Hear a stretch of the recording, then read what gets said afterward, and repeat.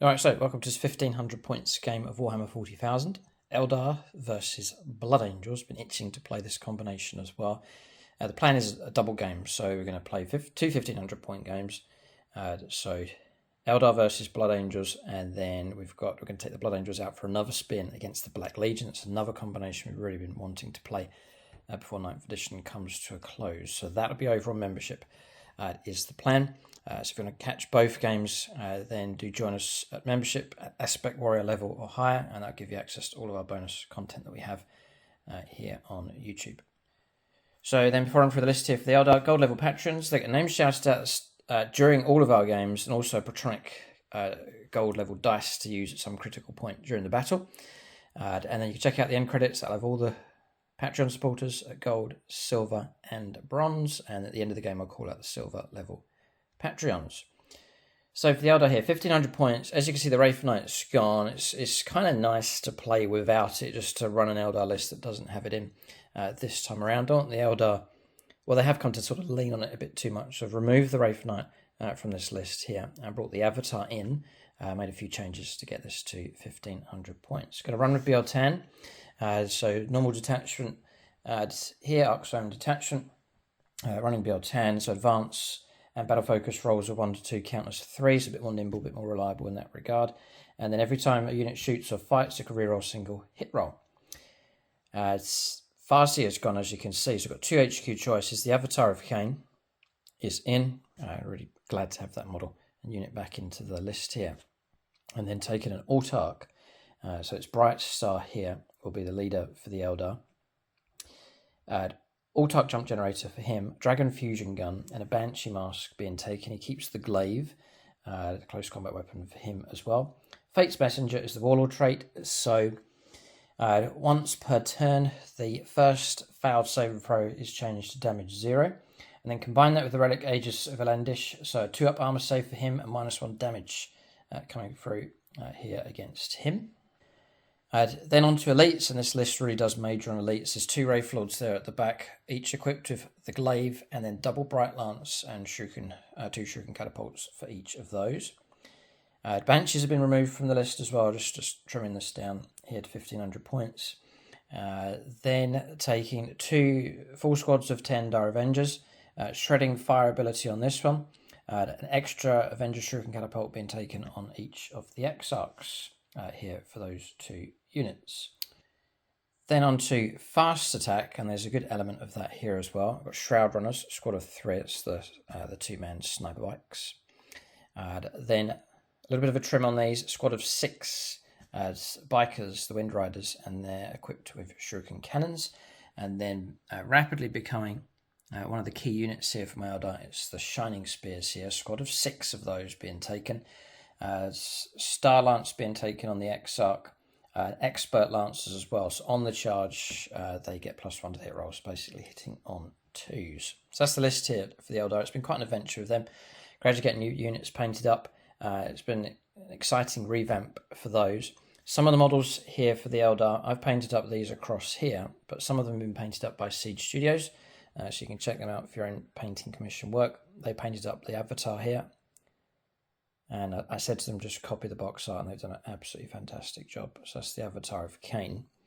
And they've also painted the Shining Spears here in this brilliant white colour scheme. Not the easiest to paint, and they've done some freehand for me there as well. Again, just painting those up to match the box art. So you can check out Siege Studios. Link for them in the video description below, and you can get in touch with them for your own painting commission work. And these have been painted up at silver level by them.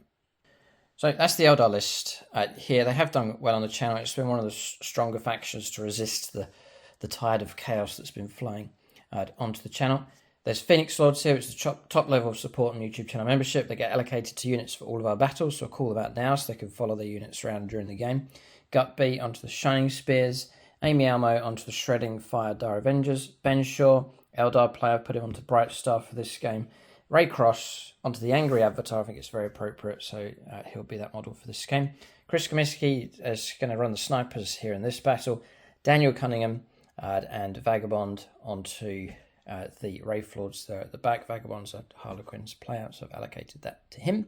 And then finally JP onto the bikers here, the Wind Riders just there in the middle. That's Phoenix Lord's allocated. Eldar list is ready to go. We'll take a look now and see what the Blood Angels have in their list.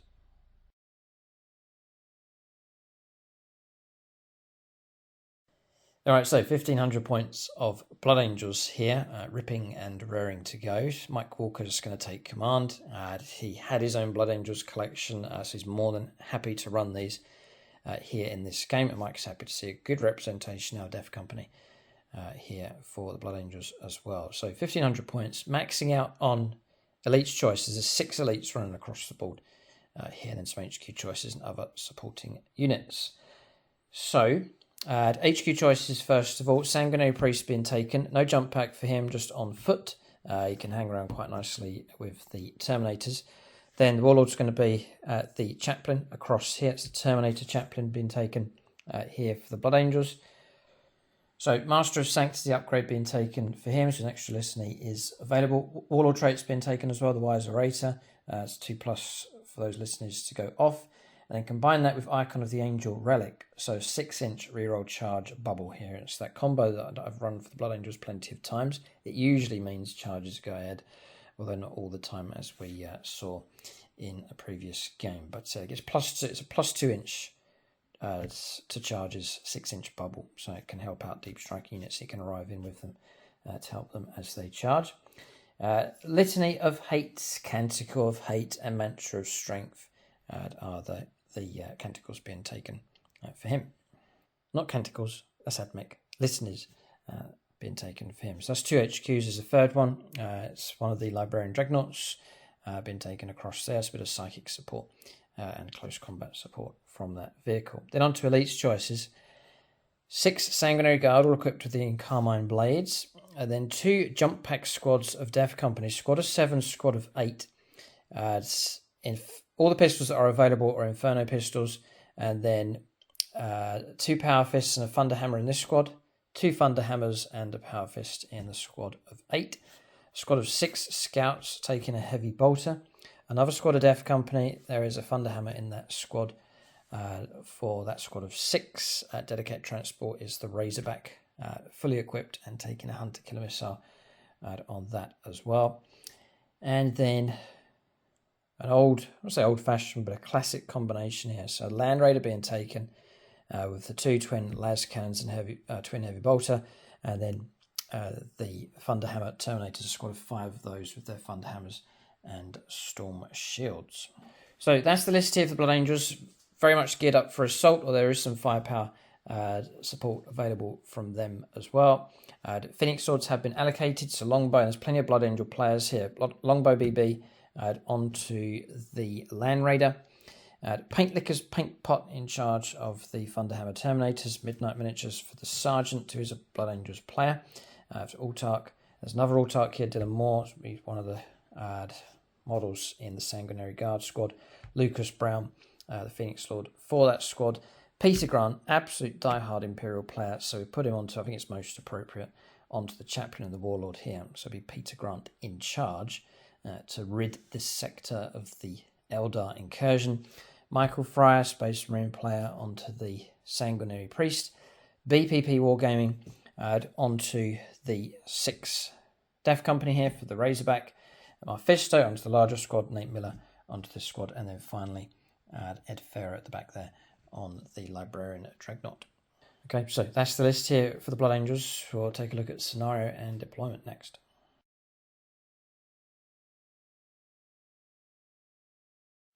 Alright, so we have a scenario. It's called Tide of Conviction. So it's old Dawn of War style deployment.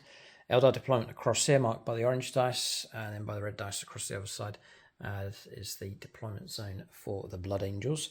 There's 6 objectives on the board. There's a home objective each in the middle, just 3 inches back. So there's the one for the Eldar, and across the other side, the objective over there for the Blood Angels. Then 4 objectives in No Man's Land. We both agreed, and happy enough just to the theme here, that some of these have ended up on the second level here for the terrain. So there's 2 in the Eldar territory. It's this one here, just upstairs, and this one, quite appropriately, has ended up next to the Blood Angels Terminator on the throne just there. So very appropriate place for an objective marker. And then just on top here, for Mike's no man's land objective, and then the other one, the 6th objective, just at the corner of the container across there. So supply lines rule in this mission. So if you don't control your home objective, then on a 1 to 3 roll of dice, and on a 1 to 3 you don't get your bonus CP, so there is an incentive to hold on to your home objective. And then the control of 2 more objectives in this game is worth 4 victory points at the start of the command phase. It's turn 2 onwards. 3 or more is worth another 4 points. If you control more than the opponent, it's worth another 4 points on top of that. And then the other part to this mission, turn 1 onwards, all the way up to turn 4. At the end of each player's turn, the player whose turn it is scores 2 victory points if they control 1 or more objective markers in their opponent's territory. So the incentive is just to push through into the other half of the table and anchor objectives throughout the game. And then at the end of the battle, to re-establish yourself across the other side of the board, each player scores 3 victory points for each objective marker they control in their opponent's territory. So push through, hold through to the end of the game. Some points can come through for that. So that's the scenario. Tired of Conviction, we'll now pick 3 secondaries each. All right, so secondaries have been chosen. Eldar have gone for Assassination. So Mike's got 3 characters, including the Librarian Dreadnought, to go after. So 9 points available and an extra point if we kill the Warlord. And then we've gone for no prisoners. That's destruction of models. There's plenty of 2 wound and 3 wound models there for Blood Angels. So just try and destroy as many of those as possible. And then behind enemy lines. So part of the mission here is to get over into that half of the board. Eldar have got some fast units that can maneuver quick enough. So if we can get over into Mike's deployment zone, points can come in for that. Mike's gone the same direction. He's taken behind enemy lines as well. So if you can get units into here, either with movement or deep striking, and then points can be picked up for that. Raise the banners. He's got a scout squad that can do that. And then Death Company can't perform actions, but there's other units that could help raise banners on the board. And then if perhaps like 2 banners are able to run throughout the game, a good number of points can come in for that. And then Oath of Moment being taken, sort of one of the popular options for Space Marine players taking that secondary. So that secondary is chosen for both sides. We'll now start alternating placing units on the board next. Right, just to mention the battle mat and terrain that we're using in this game. So battle mat is from GameMat.eu. Battlefield or Battleground version 2, this mat here. And then combining it with an industrial terrain set from them, which I've painted up to match one of the other battle mats from GameMat.eu. But I've brought it across here onto this battlefield, and it's looking pretty good here on the board. So it's like an Ultramarines jungle depot going on here with this terrain. But you can check out GameMat.eu for your suppliers of battle mats, all shapes and sizes. Double-sided mats available from them as well. And then their pre-painted terrain sets also available from them. Link in the video description below. And there's also a discount code that you can use as well.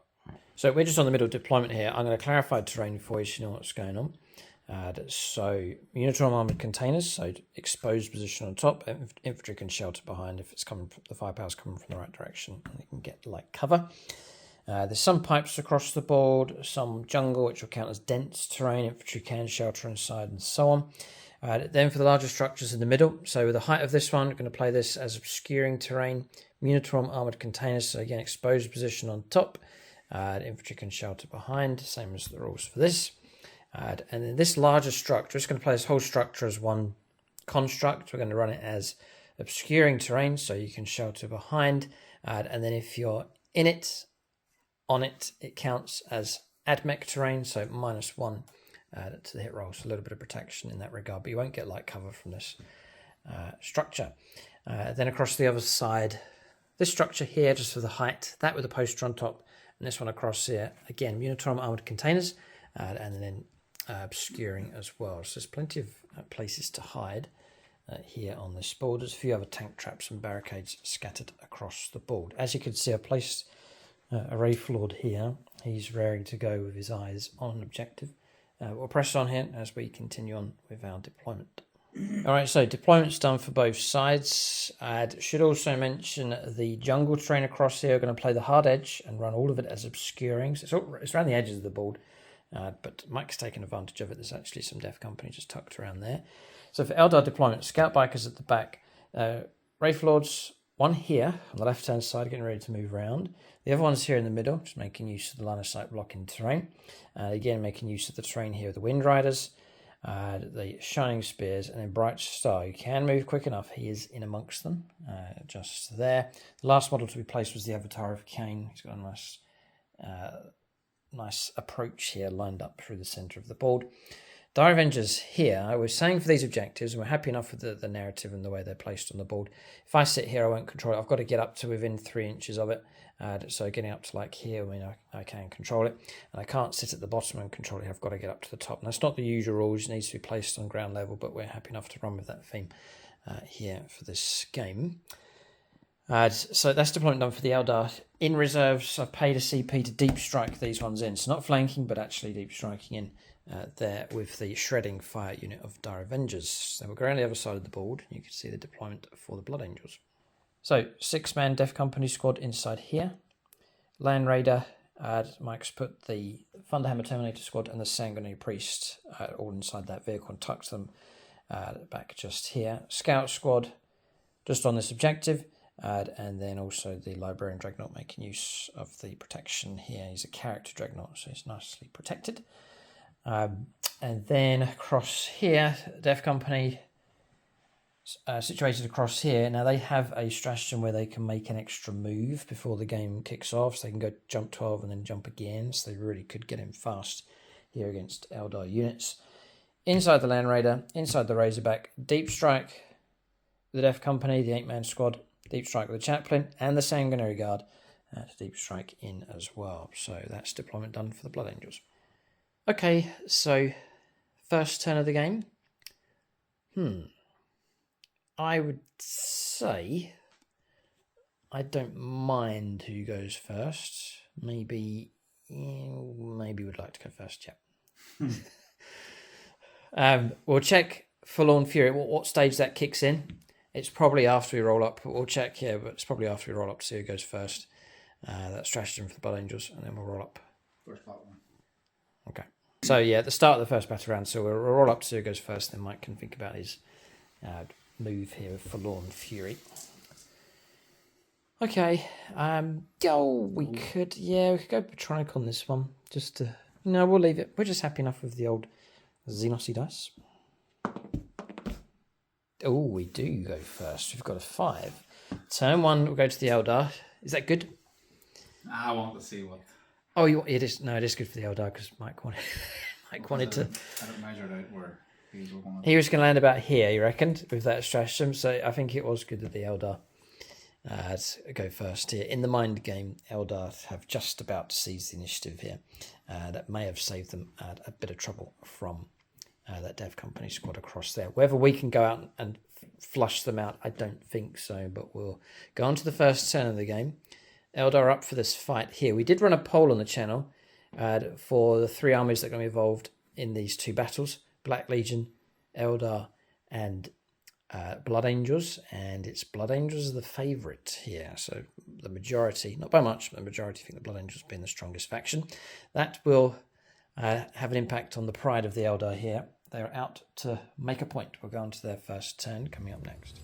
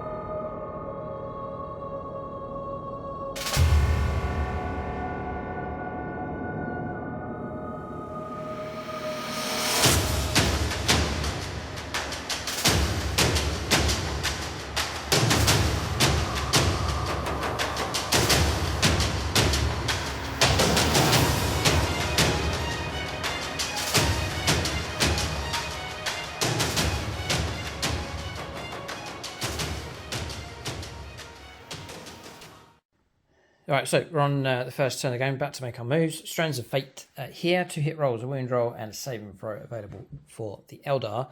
Command points, we have 3 at the start of the game, so it now becomes 4.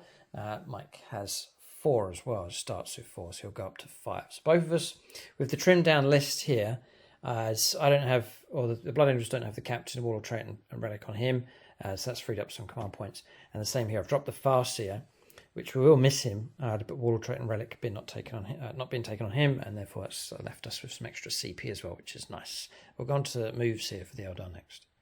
All right, so Mike's up against the Avatar. He hasn't been up against it yet. This is what he's fighting here. This thing has been painted really well by Siege Studios. There it is. So it's movement 10, which does drop in brackets down to 9 and then 8. It doesn't drop by much. Weapon skill always stays at 2+. Ballistic skill 2+, 3+, 4+. Strength 7, toughness 8, 14 wounds, 7 attacks, then drops to 6 and then 5. Leadership 10, 2 up, save. Mike wants to know if there's an inv1 save, which there is. It is a 4+, and damage is halved as well. Yes, so yeah, it's quite good. Rounding up though, so Thunder Hammers will be damage 2, Power Fists will be damage 1, for example. What's the last con thing on it?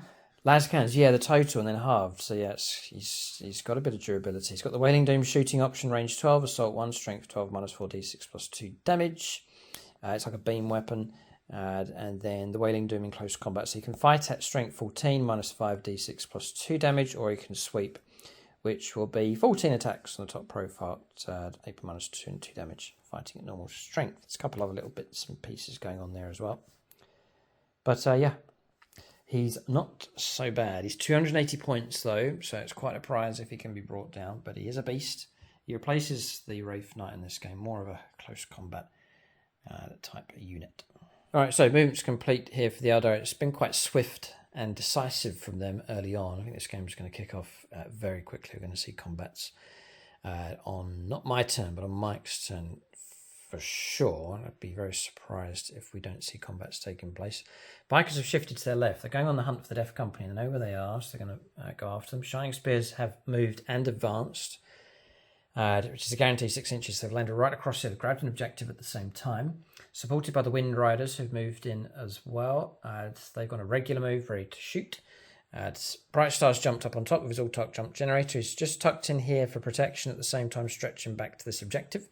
The Bikers have swept up across here onto the home objective. Wraithlord's advanced, only rolled a 2. Oh, no. I'm going to push him an extra inch because 2 counts as a 3. So I'm going to edge him forwards across there. That's BR10. Rolled a 5 for the Avatar. He's actually made it to that objective there. So Eldar snatching objectives early on. Not showing much respect for the Blood Angels. Now, that could be their downfall. We'll have to see. Mike does have multiple units that could strike next turn. Dire Avengers, we've shifted our model up and have grabbed this objective across here. And the other Wraithlord advanced. I rolled a 4 and it's pushed up the board quite nicely. So Eldar going aggressive, sweeping through to the middle of the board, all the way across the table. No psychers here. Some shooting, yes. It's pretty much all going to be on this left-hand side. Wraithlords have advanced, so it's just going to be 5 from the Bikers. 2 CP, yeah, okay. So Refusal to Die has been played. Mike now gets a 5+, feel no pain, so a 6+. He wants to keep them alive. Even a couple of models would cause some trouble for the Eldar. This is the Shining Spears with their twin shuriken catapults. Lances are all out of range. We'll dedicate this to a friend. I just saw Jordan Russell, gold level Patreon. His declaration is just Eldar. Perfect. What a friend we have. We are out of range of any kind of reroll buffs going on, so it's going to be straight up 3s. We did advance, but at Eldar with their shenanigans don't suffer the penalty. And then we'll do a BL10. Okay, so we're going to take away the 1s and 2s. Bright Star would have been useful, but he's further at the back. Okay, that's the hits coming through. 6s will be really good. And we'll be on 4s to win. Okay. Mike can take cover here because he's sheltering behind the terrain. And we take these away. So I would say our AP -1 will be cancelled out by your cover. Mm-hmm. So there'll be 6 saves at 3+, 2, 4, 2 saves at 5+. 6.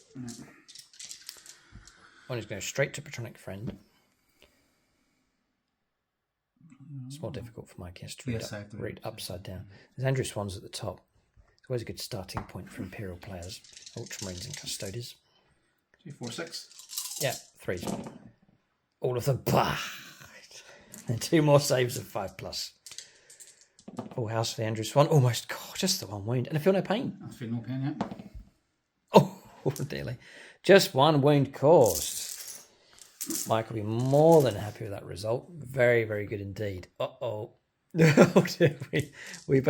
need to do better than that. We'll turn to these here. Now, these are dangerous. Damage 2, but the feel no pain is going to be very, very useful. It's JP's squad here. And we will turn to definitely need help from another Eldar player. I was about to grab Scott Costello, but he's Blood Angels and Eldar. He'll be torn in this battle. I'll turn to...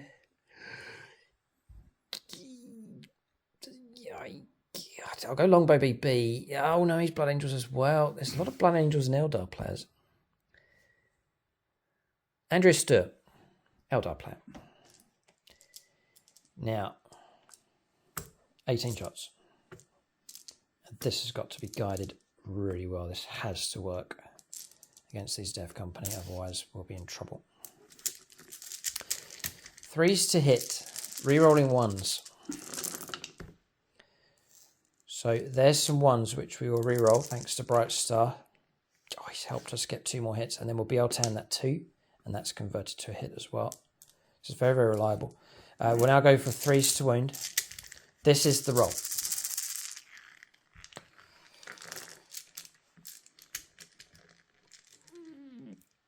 Yeah, okay.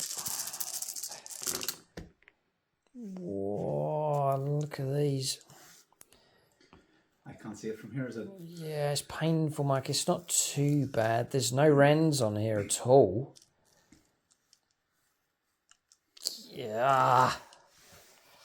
Thought about using Strands of Fate. I should have used Strands of Fate. It's silly. Billy, we'll go for a command reroll. God, desperate. Okay, so we've converted to an extra one of those. So I'm going to take away a CP. Okay, so 9 saves at -1. Mike does get cover once again, so it's going to be 9 saves of 3+. So I will not comment about the incoming. That counts as well. Oh, does it? Oh, I'll say nothing here. It's all depends on if he wants to use a Patreon, he can.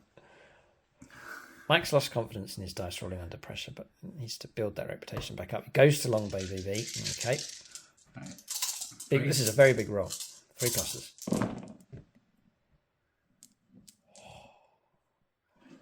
Okay.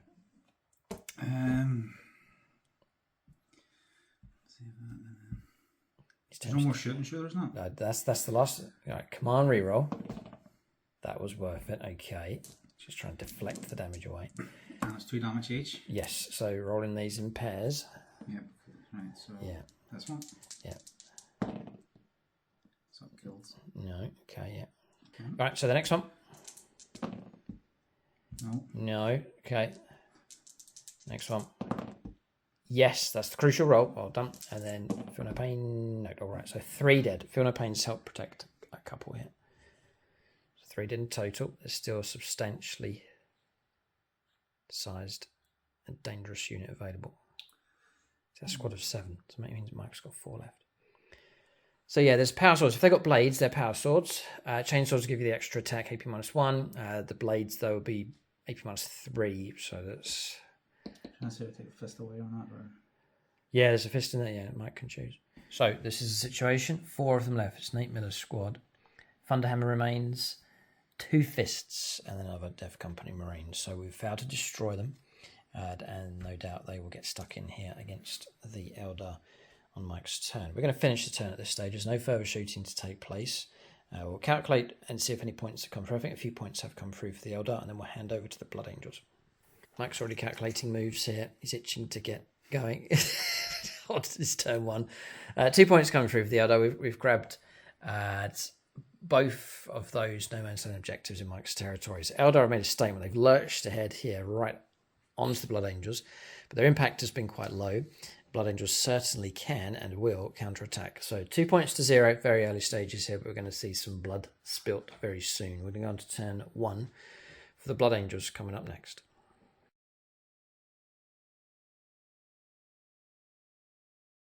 All right, so movement for the Blood Angels.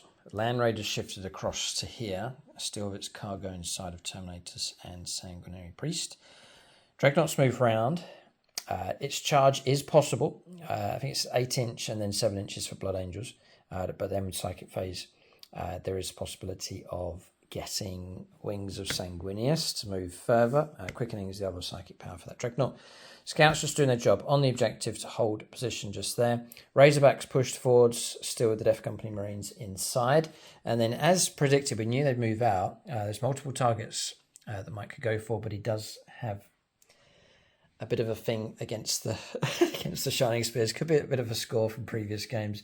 But the 4 of those closing in, they could indeed wreak havoc against that unit. So that's movement done. One of the advantages for the Eldar moving out now and trying to make a difference now is getting their turn 1, their turn 2 before Mike gets the deep strike with his reserves, which the Eldar are just going to have to concede they could turn up anywhere. So trying to make an impact now. It looks like Blood Angels will get the first strike here. We'll go on to their Psychic Phase next. So Mike wants the Quickening to go off here. Yes. That would be the ideal situation. I can't block it. There's no fast here for us. It's only a 6. An 8. Perfect. Okay. I didn't comment on the dice roll, and it's Ooh, made all the difference. Yes. So he gains flyers, he can hop, skip, and jump. Yeah. Ooh, close enough. Slight adjustment there just to keep it just over an inch away. It's a guaranteed charge now. We are going to see contact right in the centre of the board. We'll zoom in here because we're building up for what looks like an epic moment here. And then we'll go for Quickening. Oh, Quickening, yeah, to soup him up. Nice. Yeah. This is to get an extra D3 attacks. I should have capped it. It was a 5. And goes off on a 6. Okay, nice. Yeah, well, the Blood Angels Codex has an extra stratagem there called Spiritual Knight. Okay, extra psychic powers. Mike's now going to go for a smite against the Avatar. This is one nimble Dreadnought. So we're going to go. He's half the height of the Avatar, but he's a stocky, strong fellow. Blood Angels Ryan. Blood Angels Ryan, how appropriate. So we want a super smite I want a here. super smite. And he gets it, 11. Oh, please, no. Blood Angels Ryan for the damage. You dare roll a 6. Dear. Because I can't stop this. I can't see. What is it, Mike? 6! Oh, blast. Blood Angels Ryan for the win. That's horrific. Half damage. I can't do anything. It's mortal wounds. So half damage isn't going to help. I've got no feel, no pain. So I'm going to have to take a straight 6 damage. It's one of the best moves I've seen from a Librarian Dreadnought ever. It's all gone according to plan. It's maxed out. You couldn't get a better result than that. Passing all the psychic powers and the maximum possible result on a smite. That is one super Dreadnought there about to take on the Avatar. Here. Yeah, this is a very significant result. Avatar's now dropped to 8 wounds left. Just 8 wounds left. And there's lots of firepower available, including a melter. Yeah, okay. So this is very, very good indeed. All right, so Psychic Phase is finished, thankfully. We'll go on to Shooting Phase next. The Blood Angels boast some pretty good firepower. Yeah, we'll let Blood Angels Ryan continue until he fails at something, and then we'll stop. We'll just give Blood Angels Ryan a treat here. So a melter gun shot into the belly of the Avatar, looking for a 3. Gets the hit, looking for a 4 to wound. Gets the 4. Please, no.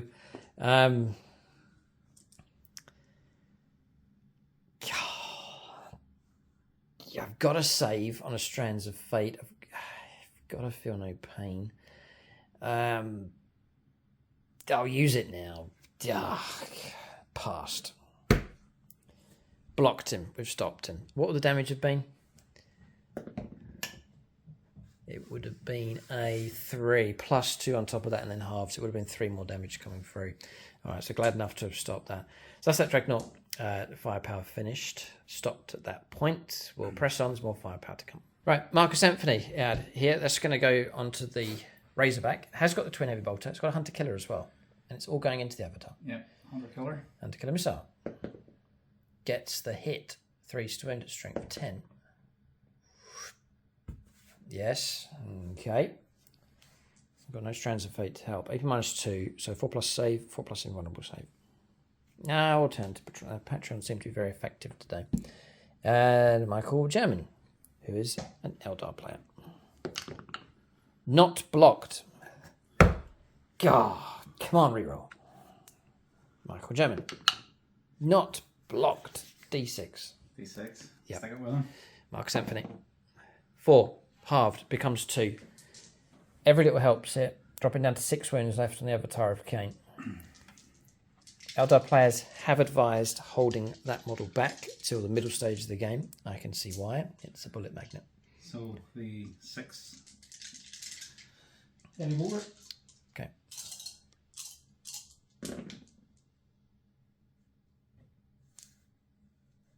And you would attract attention if you walked up the middle of the battlefield with lava coming out of your mouth and an 8-foot-long hairstyle.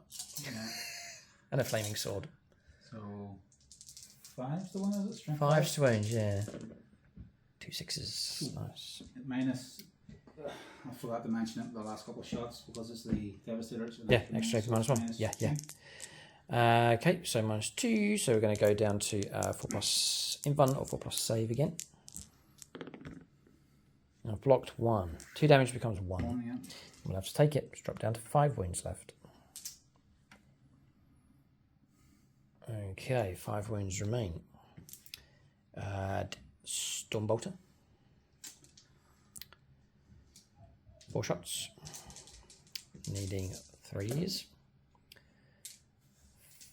6s. Nope. None. Okay. Right, everything Mike has from the Land Raider is going into the Avatar. He'd rather just blow it off the board with firepower, not have to touch it in close combat. I do have Avatar Resurgent stratagem, which means if I die, I can still fight. So he'd rather not send the Dreadnought in against that target. Plus, if the Avatar is brought down, the Dreadnought could then go into the Wraithlord and really clear the centre of the board of Eldar units. So that would be a very, very good result for the Blood Angels. But... So we're going to let Scott Costello decide. Yes, Blood Angels play. Yes, Scott Costello, go ahead. An Eldar, so he's going to... Oh, I see. His split allegiance will decide... This way it can't be blamed on me. The fate of this sector, yes. So, Hunter Killer Missile. Okay. Hits. Okay, 3s to wound. No. No.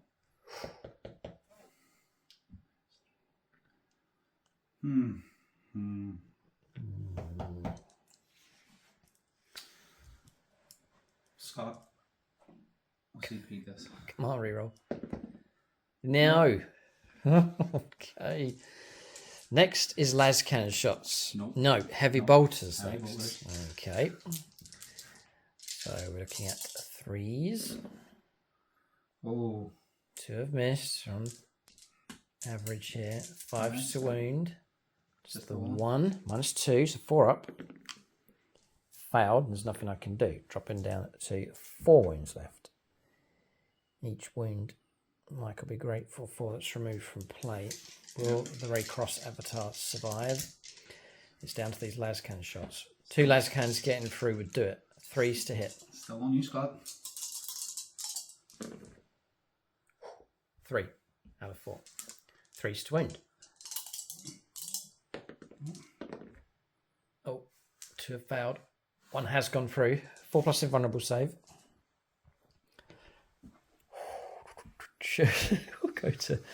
We'll go to the Chris Comiskey dice. Oh boy, fellow Eldar player, help me, Chris Comiskey. You're our only hope. Blocked. 6. Blocked the damage. God dear me, look at that. We've survived. 4 wounds left. The Dreadnought is going to have to go in. Mike doesn't have to, but I think he must. Well, you got heroic interventions. If you don't charge me, I'll get you anyway. So he's kind of stuck here. Okay. Yeah, boy. Right. Any other firepower? Yes, there's some Inferno pistols available from these Death Company Marines. I think there's 3 of them available here. And really the only target for them in range would be the Shining Spears that's just in front of them. Yeah. So built-in -1 against them, so 4s. 4s. Cool. And then it's going to be 2s to win. 2 go through. Got to take invulnerable saves here of 5+. And we block 1, so we'll lose 1. It's D6 + 2, so we'll lose a biker. And that shooting phase finished. So we'll go on to charges next. There are some charges certainly available. Right, charges, some significant stuff going on here. Some good charge allocations going on here. So Mike charging against the Avatar first with the Razorback. That pinned him down. Then Mike charged through here and onto the Wraith Lord with the Librarian Dreadnoughts, opting not to fight against the Avatar with the Dreadnoughts. He's taken on 2 targets here. Pin the Avatar and take down the Wraith Lord is the idea. Then across here, Death Company Marines charged in. Overwatch could have been a lot more dangerous. We used a Strands of Fate hit and a wound. And then some Shuriken firepower coming through, using up another wound as well. We took down 1 Marine and then put a wound on another. But some Feel No Pains were used to keep at least one of those models alive. So Mike's lost 1, so 3 have made it in. And he's kept the 2 Fists and the Hammer alive. So again, I'm going to zoom in so you can see that's the combat that's about to take place. Only 3 Death Company, but they're very well equipped here. So we could see the Shining Spears in serious trouble. That is charges done. Bear in mind, inside that Land Raider, it's fully loaded out here with Assault Terminators. So Blood Angels do have a decent unit in their back pocket as well. And, hang on a second, there's a large squad of Death Company and Sanguinary Guard waiting to drop out of the sky as well. And a Chaplain. Eldar need to be careful here. They're being attacked. I'm about to lose potentially some of our key units. Mike's still got plenty of reserves. So it's looking good here for the Blood Angels. Eldar are arrogant, and it could cost them dearly. Their initial surge ahead has been met with fury from the Blood Angels. But we'll see, see what results come through. We'll go on to combats here. I can interrupt play. Whoa, that is significant, actually. I've got 2 CP, so Mike needs to choose his combat carefully. It's going to be between these 2, Wraith Lord versus the Librarian Dreadnought, or the Shining Spears fighting for their lives across here. That's going to be a tough choice for sure. Very interesting. We've probably got a resolution here. I think Mike's going to fight first across here with the Death Company. I'll interrupt play across here, and then Mike will then use Only Endeavour's Duty End and fight anyway with the Librarian Dreadnought. I think that's the best option here. If the Shining Spears interrupt play, they could dispatch those Death Company before they get a chance to strike. But we'll let Mike make his final choice. Good battle, this one. Both armies look very comfortable. Will look very good on the board here. It's nice set up here. Eldar versus Blood Angels. One of the classic matchups on the channel that stretches back many a year. Right, Death Company is 3 of them. It's winning plenty of attacks, so 4 attacks in total for the Hammer. That's base of 2, Black Rage, Space Marines on the charge. And the same for the 2 Fists as well, 4 each. Okay, 4s for hits. Yeah, built-in minus, or the -1 for the weapon type. Bjork to Zog Punch. He turns to the Orcs. How interesting. Yeah, I just got to... For combat, yep. 4s. 4s, yep. Very big roll. Hi, hi, hi. 2s to wind. Yo, 2 2s. 5+ invulnerable saves. We'll go to JMH, Eldar player.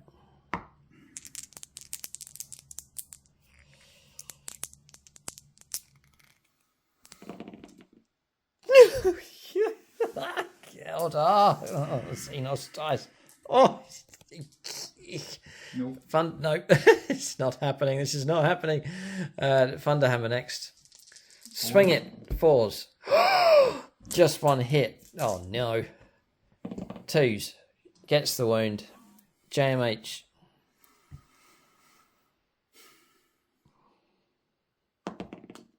No, I can't command reroll it. So he'll smash one of the bikers here, but not the result the Death Company are hoping for.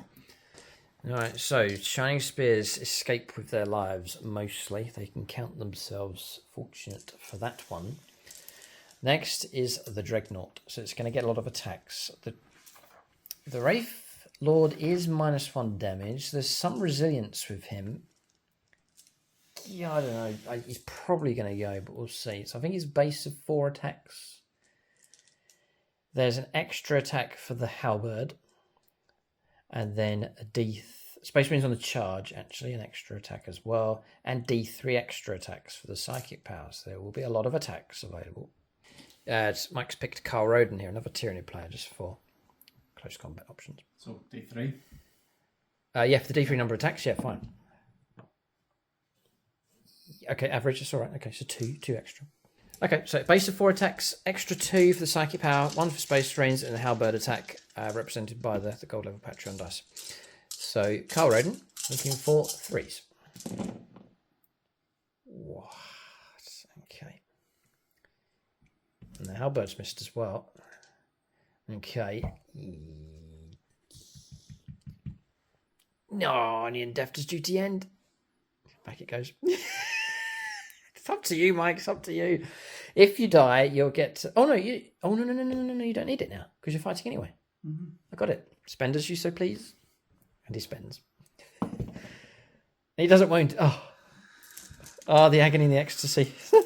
Playing against Eldar. Sorry, that was the Harlequin laugh. Trying to wound here. There's 2 wound. There's 2 ones in there. And we need to know the AP minus on this. I might get a save here. -3. -3, 3 damage. Okay, so we're looking at saves of 6+. Who knows? You never know. We could get a couple. We'll go Death Guard here. Darren Gardner. For a bit of toughness. Typical. We do get 1. All right, so... and that's -1 damage. So 4 damage in total. Wraith Lord very much alive. So we're just talking off camera here, not the results we were thinking would come through, and very significant. There is an avatar that's alive now. It's a Wraith Lord that's ready to swing as well, and Shining Spear's able to strike back here against Death Company. So that's all of a sudden swung in the favour of the Eldar at this point. We'll see if they can take advantage of this. We'll go on to their combat resolution. They've got some combats coming up. Right, we'll go to the Shining Spears first. I played Wrath of the Shrines on Aspect Warrior units, so 6 a pop extra hits. 3 attacks each for the 3 normal Lancers. They're all +1 to the strength, even the Star Lance, so we're going to include that in from the Exarch. 4 attacks base, and then he gets an extra attack because he's a Shining Spear Exarch. Oh, Mike's playing something here. You're 5+ feel no pain. Oh. I think he quite likes that stratagem. We'll go to Martin, Vagabond. He's a Harlequins player. We'll look for 3s. 6s are good for Off of the Shrines. So we're looking at a full house. If I be able to hand this one. Yep. And then we'll add in 2 more. There's typical Eldar. Then we'll go for a +1 strength because we didn't charge. So we're looking at Forced Wound. And there's lots of wounds. Yeah, it's just well above average here. All right. These are all AP -4, which is insane. There's 10 of them. So, Mike regrets spending the CP now, but I suppose didn't know it was going to be 10. So pairing them up.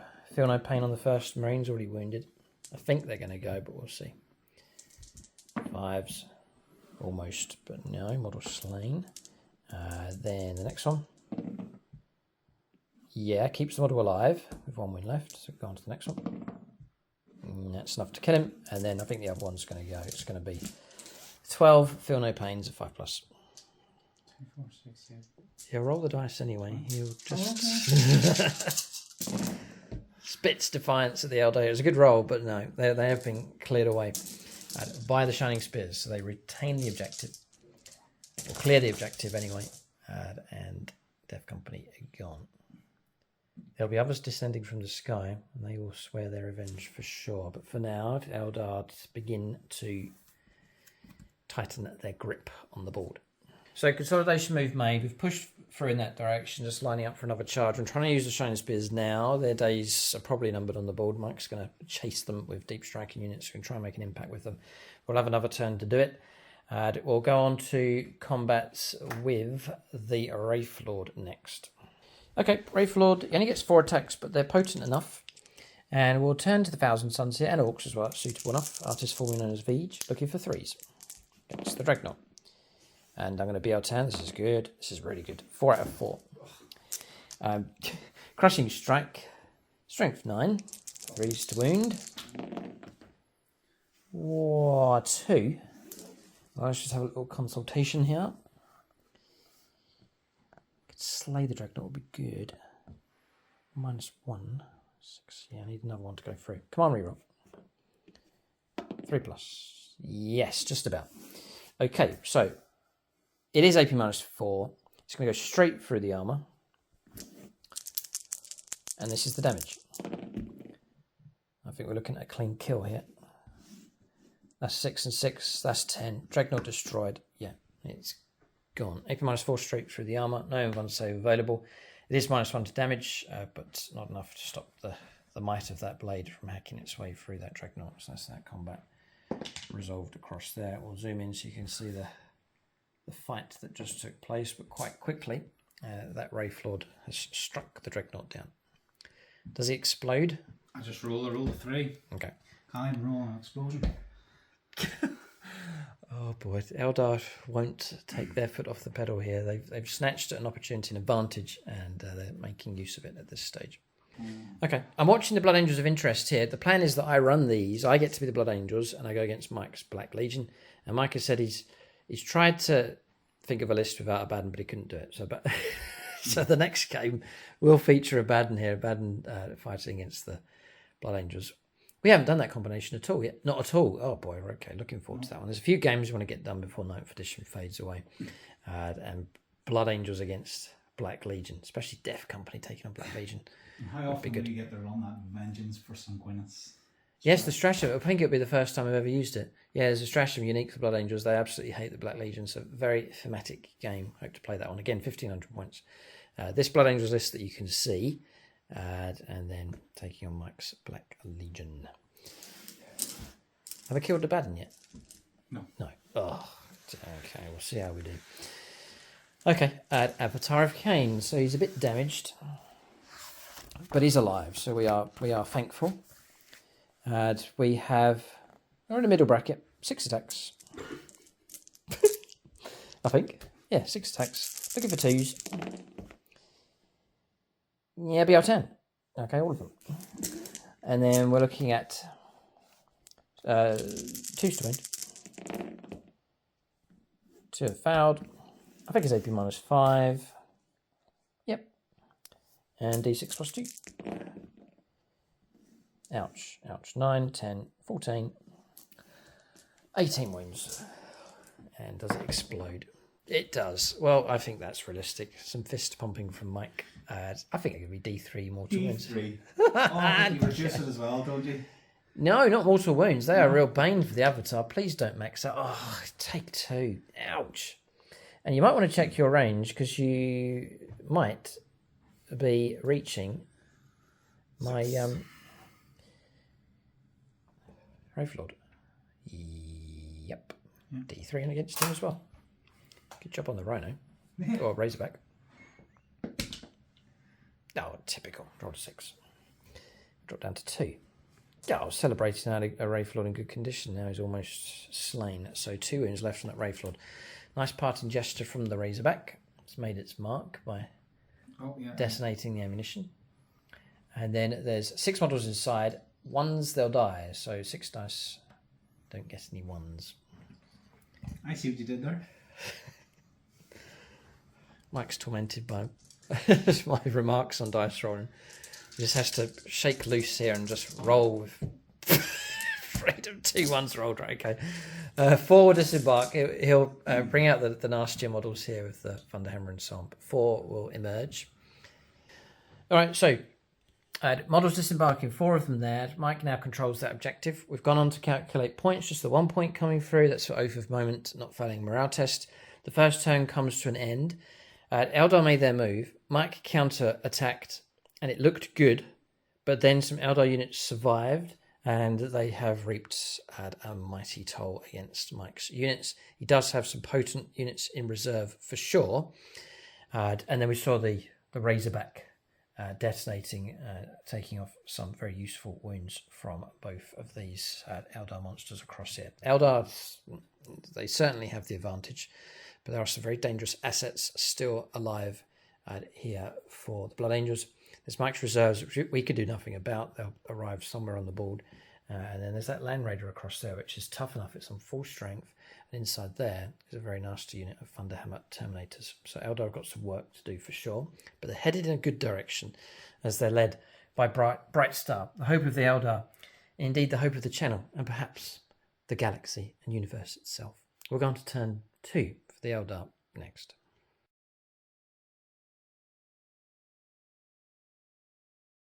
All right, turn 2 for the Eldar.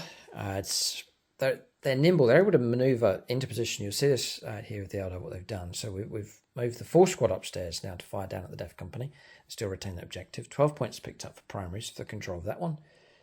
The home objective, that one there, and the one over on the left-hand side. Mike prevented us from picking up that one, but still 4 objectives. Then I forgot to move the rifle. Mike's graciously let me move him up. So he's got 8 inches onto that objective. So if we can clear the Dev Company, we'll see, but he's moved up. Bikers, slight adjustment from them. They got a field of fire across here again against the Dev Company. Then for the rest of the movement, I'll go around to the other side of the board.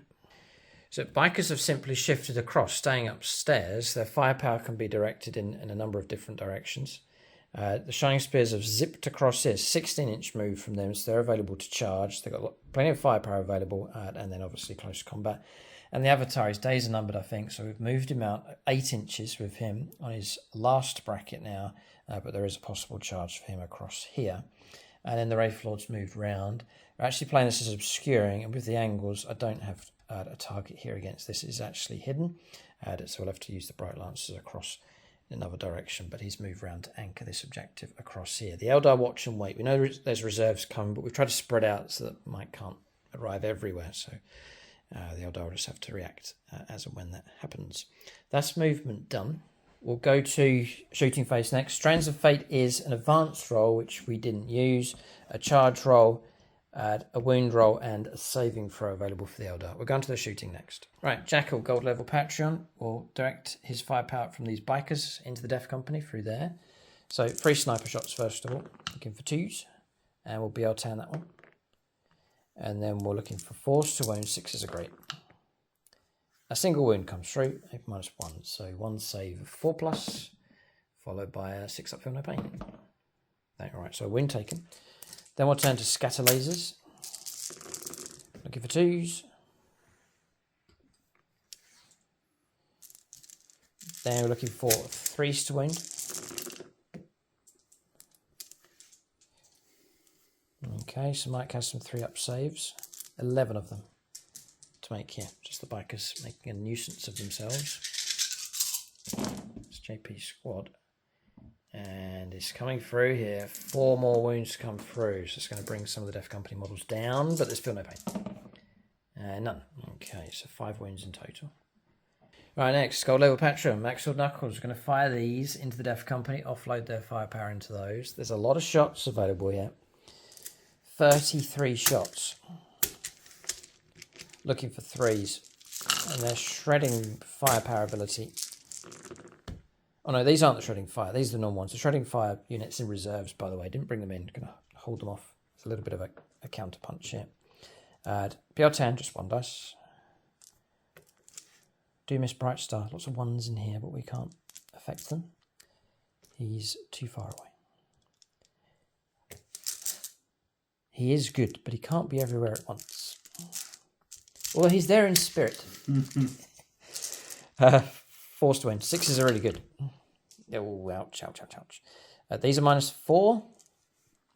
So 4 feel no pains are 6+. 5 feel no pains are 6+. There's another 1 to make. That's them gone anyway. No, they're gone. There's 3 wounds left. Yeah. No, they're gone. All right, target destroyed. That was swift. Shuriken firepower coming through. Finished off the Death Company squad. So they're gone. Objective cleared.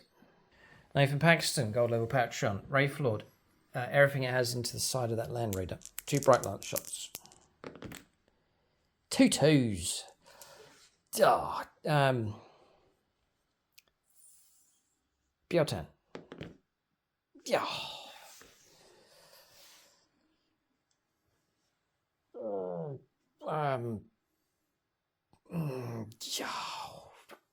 Yeah.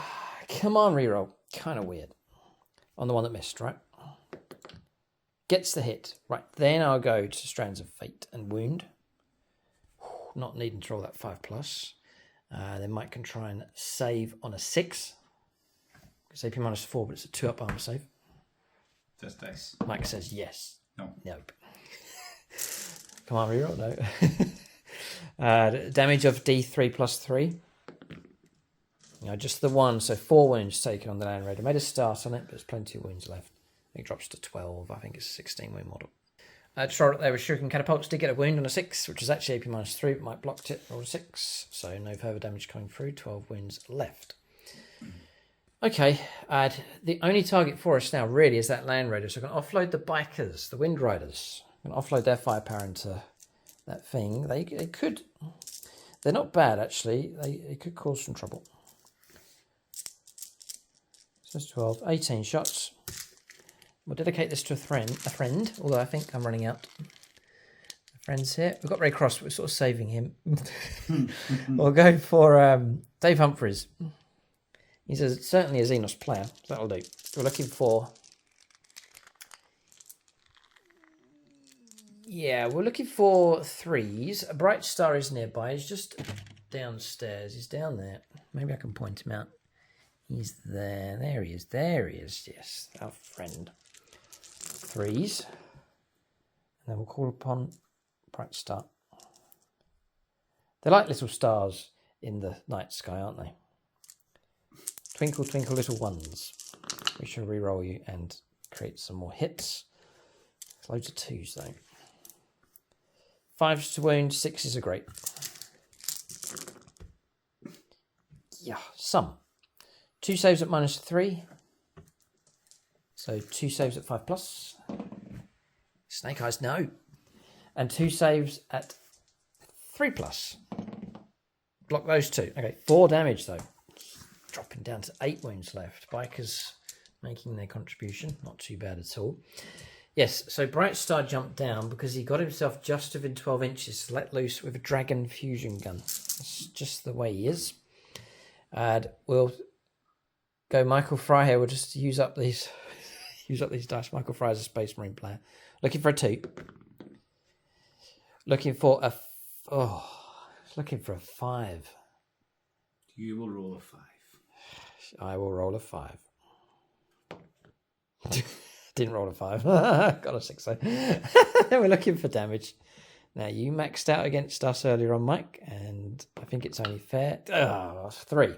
Plus 2 is 5. For a Dragon Fusion Gun, 5 more wounds, dropping down to 3 left. Ouch. And then we'll do a little hop, skip, and a jump roll. And we jump 7. I've got a little prepared spot. Just here, back onto the objective is the plan.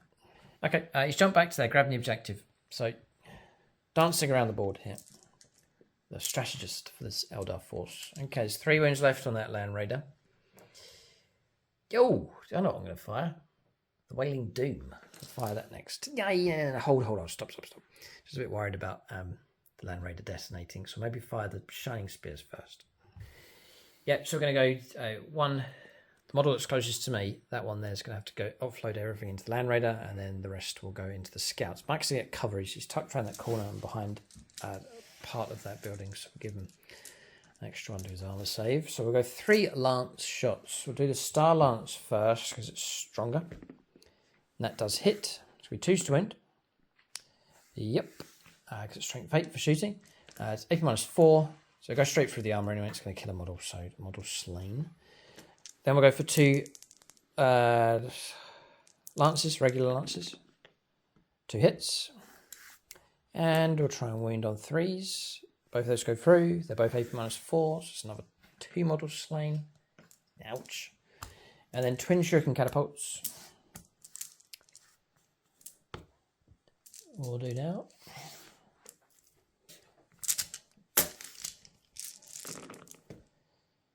BL10. Nope. Then we'll try and wound on. Are the scouts toughness 4? I'm pretty sure they are. We'll just double check. Toughness 4, yeah. They are toughness 4, right? So 4's to wound. 3 saves at -1. So 3 saves at 4+ with your cover. So we'll not get the wipeout here against these. And blocked 1. Alright, so it's enough to kill 2 more. There's only 1 wound each. Yeah. Just the 1 model left. Okay. Then the lance into the side of the Land Raider. Does get a hit. Does wound on a 6. AP -4 is a 6-up save. Oh, no. And 2 wounds taken. Just dropping down to 1 wound left. And then Shuriken Catapult, or twin Shuriken Catapults. 6s. No, nothing. Okay, so Land Raider survives with a wound left. That's the bikers done. Not bad. Good shooting from them. We do fear that red thing blowing up. If Mike could roll the 6, it would be, I think it's D6 mortal wounds within 6 inches. So it is horrific when it goes. It would probably take the Avatar of Cain down. We'll fire him now. His Wailing Doom could be his doom. We'll look for 2s to hit. We'll go Nicholas Lucas. 2s. Yes. 5s to wound though.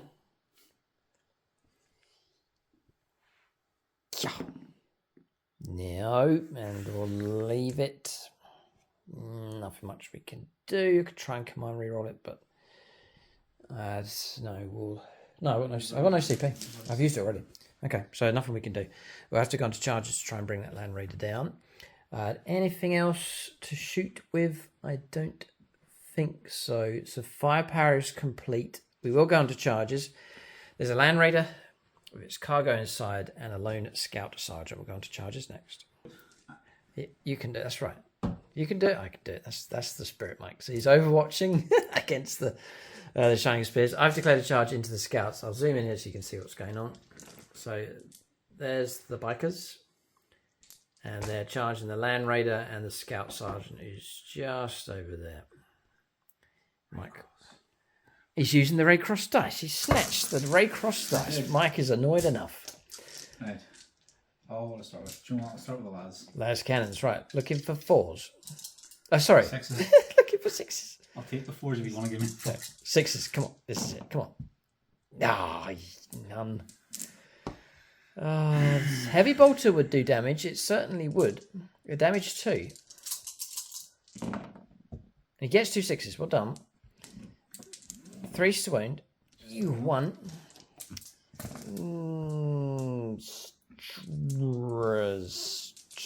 Oh. Been drawn towards the dice. Strands of Fate. Oh, block it. Okay.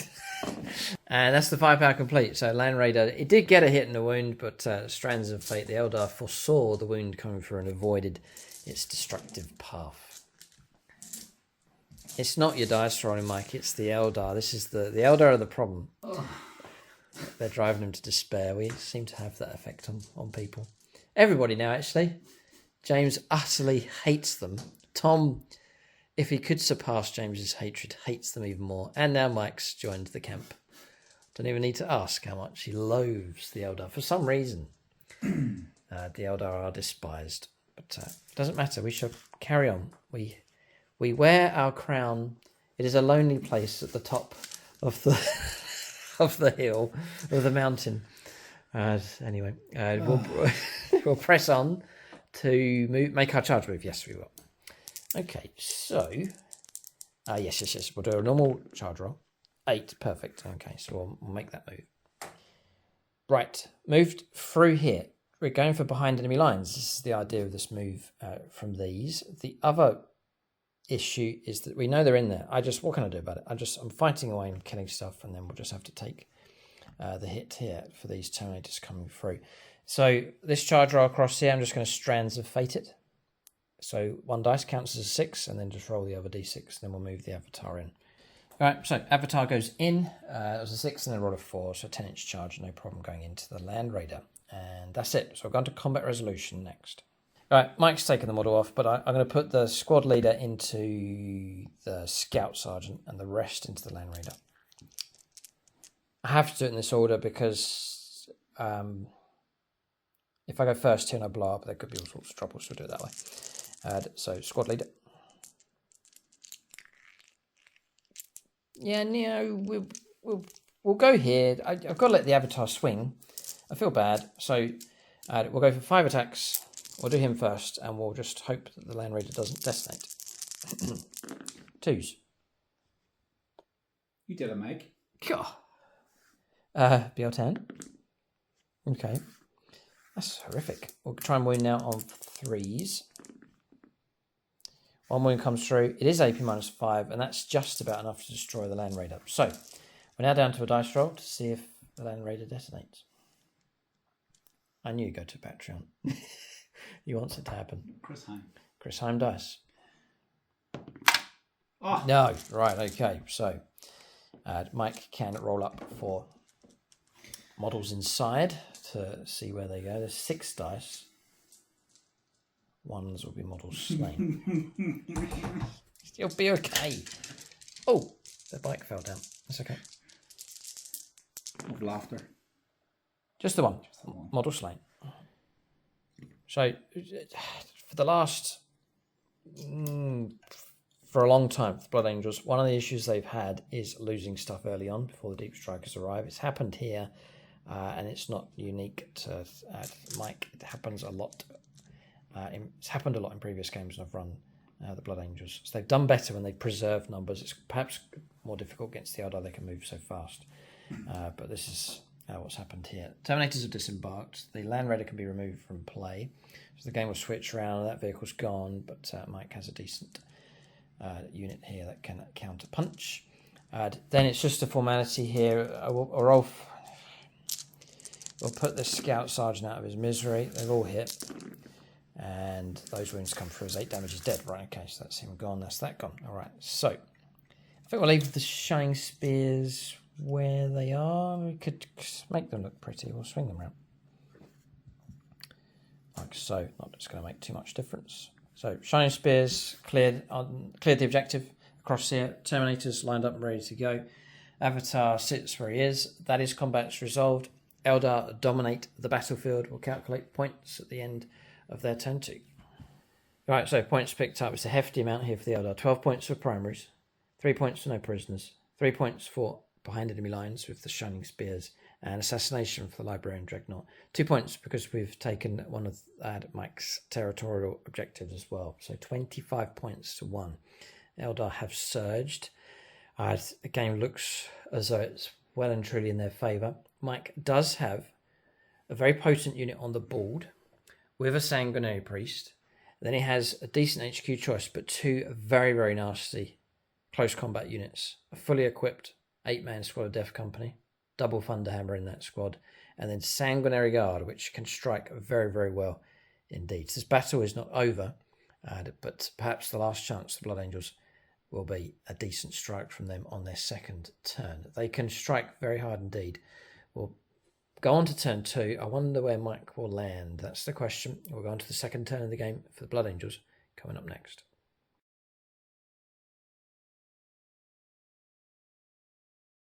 Right, so turn 2 for the Blood Angels.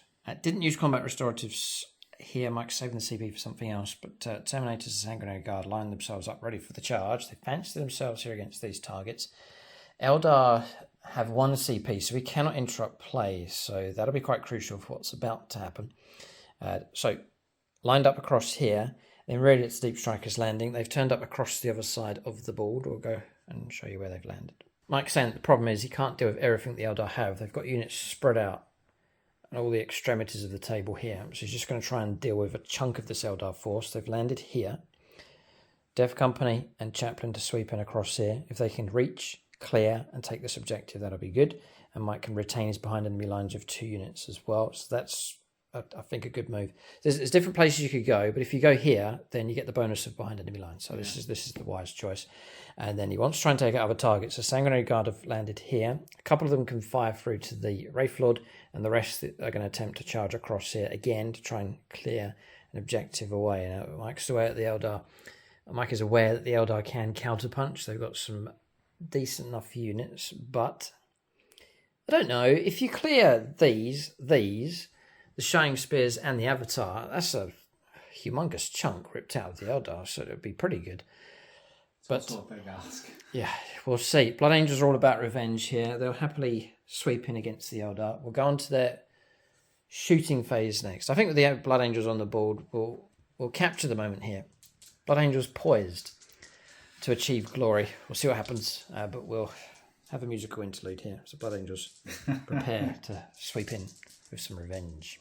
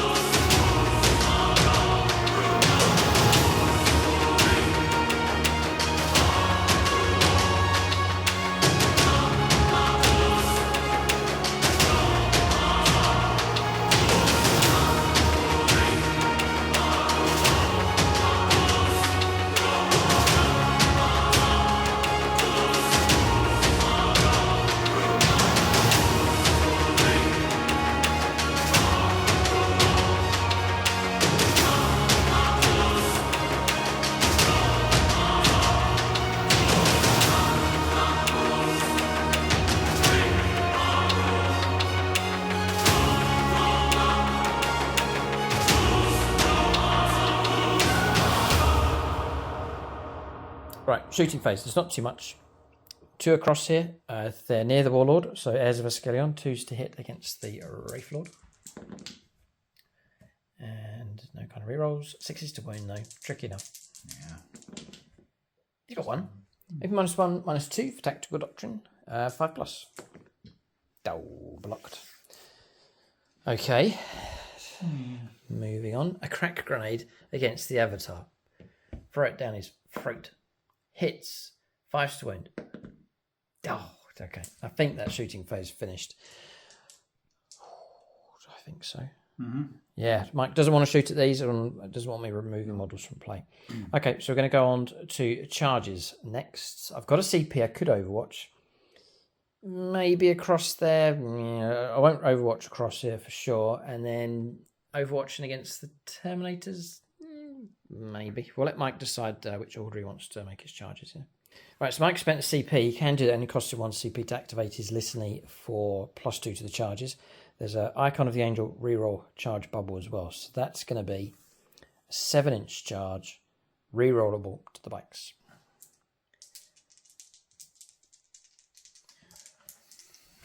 There's 1 dice left, and it's Travis and Jen. They've returned to Gold Level Patron. Welcome back. And they've arrived just in the nick of time here as Mike attempts 2 very important charges. So ladies first, Jen with the Death Company.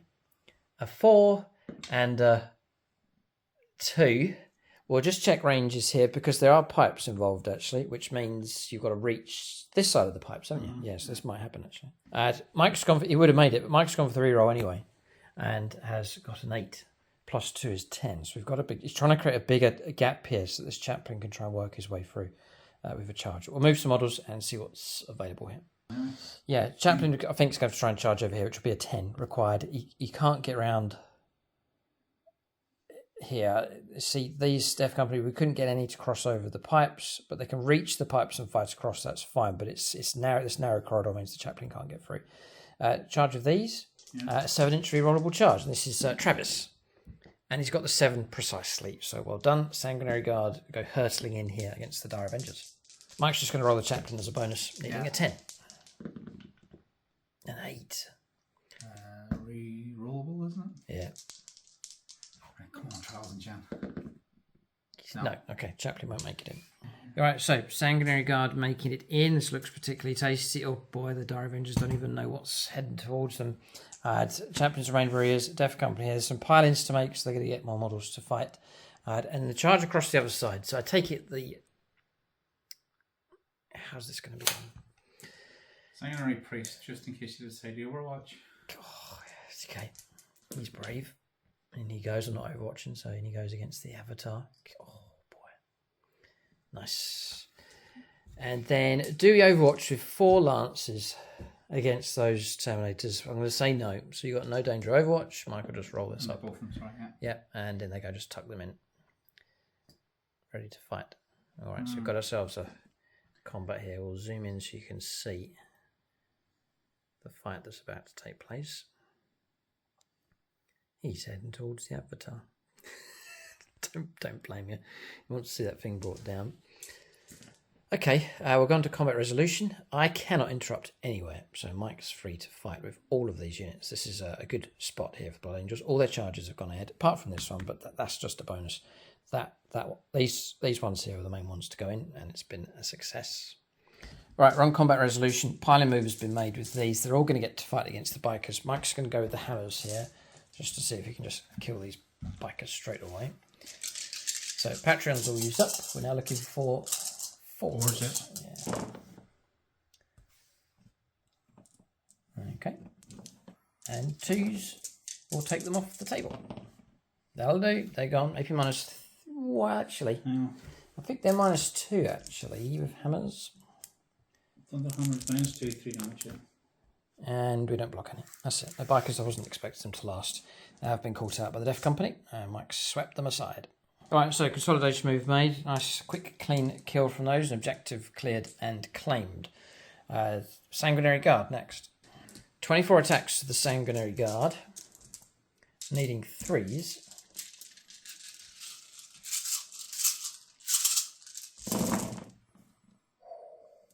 Well, there's some misses, but there's a lot of attacks coming through. 2s to wound. If they're in Carmine Blades.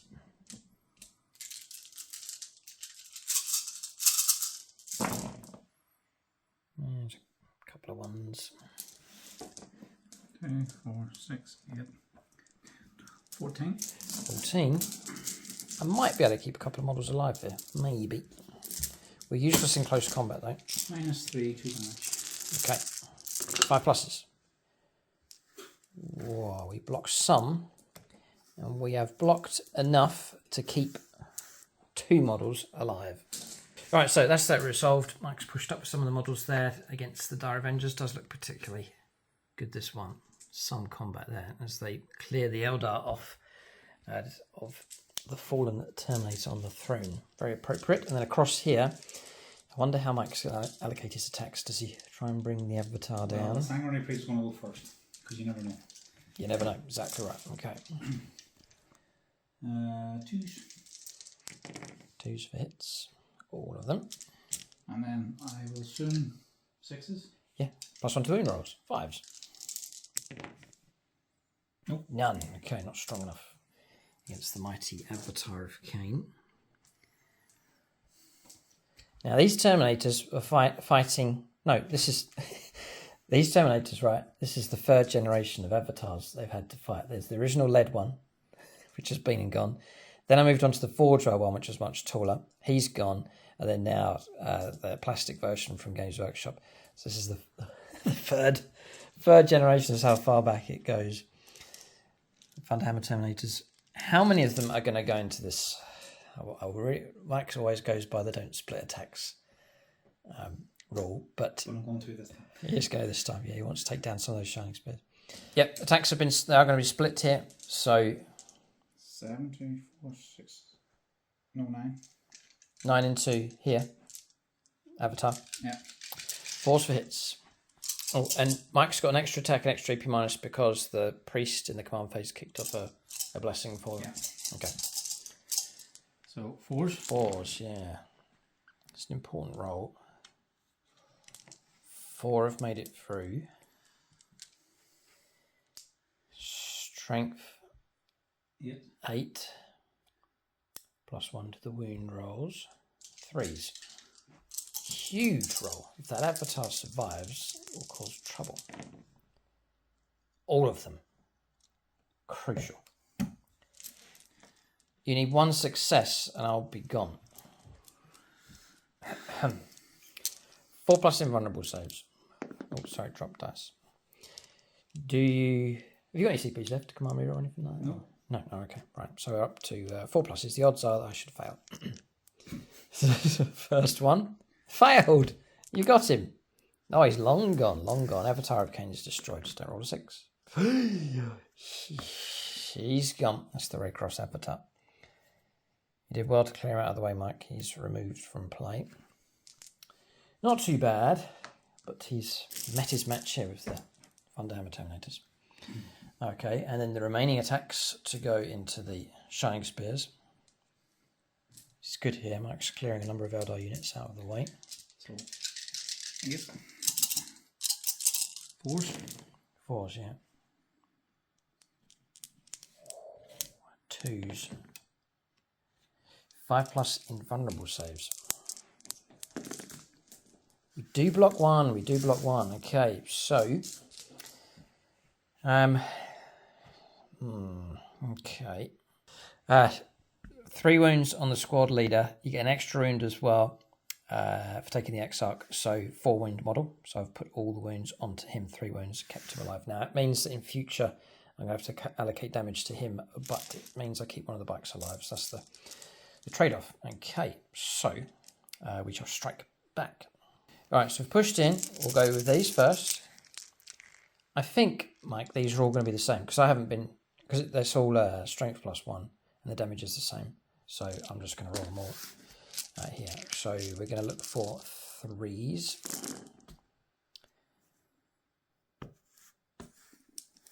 And bad, BL10. Yep. And then we'll look for 4s to wind. Can't complain, can't complain. AP -4, so down to invulnerable saves, and there's 7 of them. Each one's damage 2. Mike does have a feel no pain, which may well help. 7 saves. 4 pluses.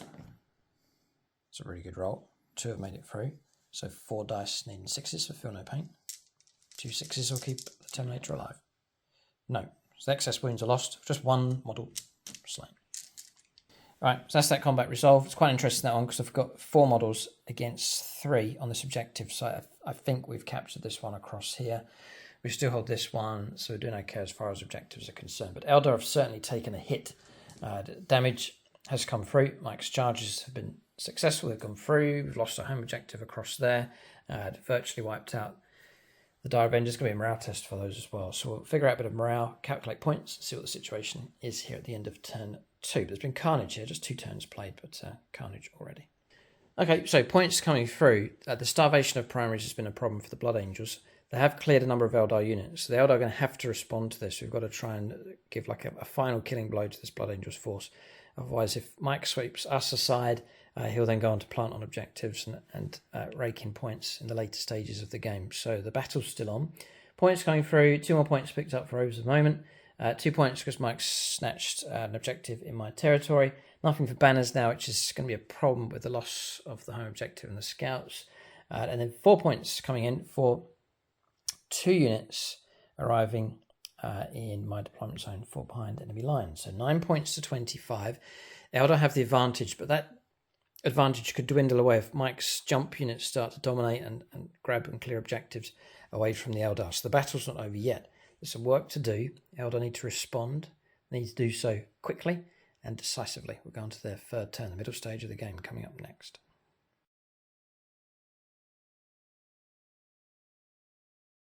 All right, Eldar turn 3. We've got to respond quickly here. So what may help us out is the deep strike unit, Dire Avengers, the shredding fire units turned up here. The idea is to fire across this direction, then move through onto our objective. But some aggressive firepower. Bikers have swung across onto this objective. Bright Star's jumped down. He can go for close combat and then help with reroll 1s. Then across here, just backing away from this combat, there's not too much I can direct against these. The idea is to try and pick on them, the Death Company, and try and deal with the Terminators across the other side as well. So around here I paid 2 CP for the bikes to fall back, shoot and charge. And then the 2 Wraith Lords closing in. So Vagabond's Wraith Lord moving across here, and then Daniel Cunningham's Wraith Lord closing in this direction here. It's going to lay down some firepower, some charges, send the bikes in, try and overwhelm the home objective here for the Blood Angels. That's the idea. So we'll go on to shooting phase next. So 3 key areas on the board. This, which I see as a main problem. Those which I don't think we have too much to deal with, and then the Terminators across there. It's quite an epic lineup here. See the units closing in as they make their final stand. We'll go for shooting then. We'll line up some shots. Right, firepower into these. 33 shots from this squad. It's the Shredding Fire unit. Mike doesn't have 2 CP to play the 5+ Feel No Pain, so we're just going to roll up here. Look at all the ones. Where's Brightstar when you need him? Okay, I'll take away all of those ones. That was a miss. And those ones, all of those. I'll be able 10. Okay. Take that one away. Right, 5s are good. 5s are really good. And there is some. And there's one more. Okay, so these are kills here. These are AP -4. I would say, actually, if Mike wants to, he has some cover saves here with those 2 models. And some more wounds. Okay, so it looks something like that. Mike's going to do these 3 first. AP -2, then +1, so 4 ups. Pass 2, and a Feel No Pain of 6+. Okay, 1 wound taken so far. Mike's going to do these 3 at AP -4, so that'll be 6s for cover. And then 6s for Feel No Pain. Right, so that's the ones in cover gone. That's those 2. Thankfully, just a power sword and a chain sword. And then 4 straight to Feel No Pains of 6+. No, that's 2 more slain. That's a pretty good volley, actually. 4 Death Company slain in total. Yeah. 4 left. It's Mephisto squad. Brightstar's going to put a Dragon Fusion gun into the face of one of them on a 2. A 2 to wound. Yep, goes straight through. D6, just the 1. +2, so 3 Feel No Pains of 6+. Mike's unit's now small enough to pay 1 CP for the 5+ Feel No Pain. It's not at the start of the shooting phase, it's when you're selected. I selected him, so 3 damages come through. Mike can now roll Feel No Pains of 5+. It's from the Dragon Fusion gun. It's going to get 5. There it is. But it's not enough to stop a model being slain. So I'd take the power sword. Okay, so there's 2 Thunderhammers and a Power Fist remaining. Okay, so with the damage coming through, I'm going to split these now. So he'll stay where he is, by the way. I'm going to try and charge in here if we need to. 2 are going to fire down here. I'm going to free up 4 of them to go across into the Sanguinary Guard. So we'll go after the Sanguinary Guard first. Now Brightstar is nearby, so we'll get our reroll ones. So, God, that's a heap of 6s. That's insane. Oh! Now, if that was the wound roll, Mike.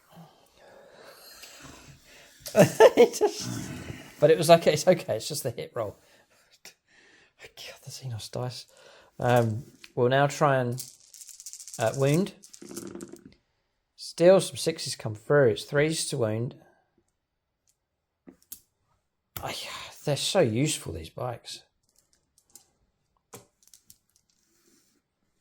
I think for 10th edition, with the reviews that we've seen from Games Workshop on their community website, you get sustained hits, which is like 6s pop extra. So that hit roll would have been pretty crazy. So we got saves here of 6s. No, 5s, because you are 2 up palm save, yeah. So 5+. Blocked 1, the damage 2 those, it's going to kill 2 of them. And these are AP -1s. These are 6 saves of 3 plus 2 more go through. Ouch, ouch, ouch. That's 4 Sanguinary Guards slain. And that's going to blunt that squad significantly. That's a deadly blow from those bikers, hacking those down. That unit was the one I was going to leave that I didn't have the resources to deal with, but thanks to some supporting fire from across here. Shots have been directed across here, and this unit's been seriously hurt now. Just the two of them remain. So firepower down across here will direct some shooting into the Terminators across the other side. Bright Lances into the... Sorry, but we're going to get this character. 3s, BL10, 2s. Yep, go straight through the armour. And 4 wounds come through. So he's going to get a Feel No Pain of 6 up. Gets his own Feel No Pain. And we reckon he's a 4 wound model. So a single Feel No Pain would be... Well, keep him alive. Yeah, he's gone. So Bright Lances bring him down. Shuriken Catapults were declared into him, so that's that firepower finished. I guess we'll go with this Wraith Lord. So Bright Lances. 2 hits. 2 wounds come through. 4+ invulnerable saves. This is a... Oh, 2 5s. Defiance. This is Paint Licker's Paint Pot. And Midnight Miniatures is the sergeant, who is actually a Blood Angels player. Shuriken Catapults. A wound comes through. -1, +1, 2 up. Okay. And then we'll go for the Bikers. Next. So Star Lance. Hits. Wounds.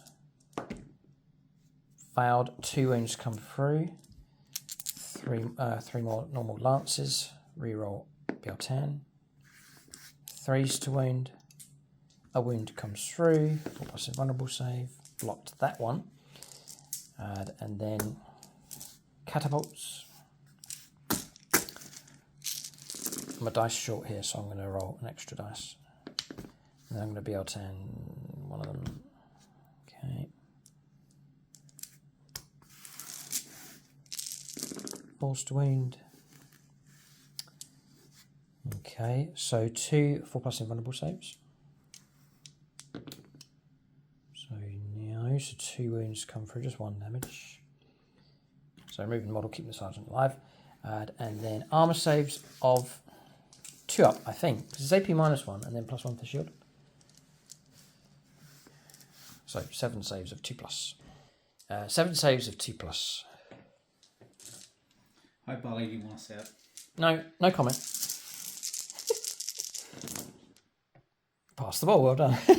Okay, right, so that's it. Firepower finished. Charges next. Eldar Sense Victory. We'll go on to charges next. Right, charges taking place. I made a little pathway here. So charged first of these, then sent a Wraith Lord in. Used up one of our strands of fate. No, we tried it with this one actually, but didn't quite reach. But he's made it in. Rolled at 8 for his charge. And then through the gap across the other side. We'll go around and resolve that combat in just a moment. But Bright Star has gone in against the 3 remaining Death Company models. So we'll resolve these combats here. Right, Shining Spears first. Squad leader. Now we're on the charge. Now we fight at strength 8. So we're looking for 2s on the charge for Expert Lancers. I'll reroll one of these for BL10. And then we're going to be on 2s to wound. Right, 3 wounds come through. AP -4. So 3 saves of 4+ to make it through. That's going to kill that model and put 2 wounds on the sergeant. This is the end. We're nearly there. 3s or 2s for Expert Lancers. 3s to wound. And 4 make it through. For Paint Licker's Paint Pot, who almost survives. He's taken 2 wounds, taken 2 more. That's just about enough to bring the noble sergeant down. So they're gone, and the objective has now been cleared by the wretched Eldar. See you in 10th, you filth. Roll on 10th. Roll on 10th. Okay, so that's that combat resolve. Nothing for him to do, but we've cleared this sector. Right, so cleared across the other side. We'll now hand over to Bright Star, the hope of the Eldar. We're looking for 2s. All of hit, of course. 3s to wound. Now be careful, this is an important roll. All of them. AP -3, so 5 saves of 6+ with his glaive. Mike's block 2. Oh, okay. Feel no pains of 6+ on these. 3. Damage 2. Oh, so 6. Yeah. You can roll pairs. Yeah. So 1 model slain. No. And no. Got them. That's my Fisto squad meeting their end here. The Eldar using just enough to bring them down. No more, no less. And we reckon that will have killed off the game here for the Blood Angels. Just 3 models left on the board. But Eldar have responded when they've needed to against the Blood Angels, and they've managed to clear much of the battlefield. We'll calculate points here as we finish up the turn for the Eldar. So not really any need to calculate points. Another 12 coming through for primaries, 2 for taking one of the Blood Angels' territorial objectives. Assassination, 3 points picked up for the Sanguinary Priest. The no prisoners tally increases up to 7 or 8, 9 points in total for that. And then behind enemy lines, another 3. Shining Spear is just out, but the Wraith Lord is in, so 3 points picked up for that here. So, did you enjoy the game, Mike? Glad you don't feel your faces. Oh dear. It's been a frustrating one because we know there's so much potential with the Blood Angels. The next battle is entirely different. It's going to be up against Black Legion. They operate nothing like the Eldar, so it's going to be a completely different game for sure. We're going to switch the players around, so I'm going to run the Blood Angels. We're going to take this list. I think this list can work. It does have striking power, but they've been tormented by the Eldar in this game. When Mike has struck, the Eldar have been able to respond, and then that initial aggression from the Eldar, just moving out swiftly before the reserves had a chance to arrive, did make a difference as well. So Eldar got a step ahead and stayed a step ahead of this in this game, and that made all the difference. If we had held back and then let your deep strike in and pin us in and wipe out units, it could have been a completely different story. But Eldar, their arrogance did help them really. They went after the Blood Angels, and it was that aggression that helped them out in the overall game plan. So battle over. We will talk about units of the game next for both sides. Silver level Patreons get names shouted out at the end of all of our games. That's Gilliman's Golden Boy, Jason Martinez, Marcus Olsen, Ross Caldwell, William Schwal, Zachary Lee, Zachary Lyons, Justin Haig. As a big thanks to them for their support at silver level. So talking about a critical point in the game, it was perhaps these fights that early on that took place in the middle of the board, the survival of the Avatar, the Wraith Lord surviving, the Dreadnought being brought down. That was a crucial point in the game where Mike was almost able, in a position to almost try and switch over the damage in favour of the Blood Angels. But the Eldar escaped at that point and then managed to stay a step ahead. Unit of the game, this has happened a number of times. The Shining Spears across the other side, their manoeuvrability, their striking ability, they were excellent in this battle, going hyper-aggressive in this game, sweeping out to the left, sweeping in across the middle. It was good to see them in action. Honourable mention to the Wraith Lords, solid enough, survivable, good on the objectives, and shooting in close combat. And I want to mention these as well, the Wind Riders with their shuriken cannons. Superb firepower coming from these, really making a difference. Good supporting unit to have. Then for the Blood Angels, a number of units just didn't have time to get going. They moved out and made an impact and then just got cut down so quickly. But Mike's going to give it to the Thunderhammer Terminators for their durability, and they had the honour of bringing the Avatar of Cain down. So that's units of the game for both sides. Keep a lookout for more battle reports here on YouTube. But if you want extra battle reports and extra content, loyalty badges, and you can join us on the Discord community, then it's YouTube channel membership. We plan to play the next game, 1500 points, Eldar to step aside, Blood Angels to come back again, but they'll fight against Mike's Black Legion, a classic fight. Two armies that absolutely hate each other in the lore. We'll see them collide, and we'll see how well the Blood Angels get on. I'm going to run them. I fancy my chances against the Black Legion, but Abaddon is a tough cookie to bring down. We'll see if we can do it in the next battle. If you want to check that out, that's over on YouTube channel membership. Thanks for watching. Tune in next time.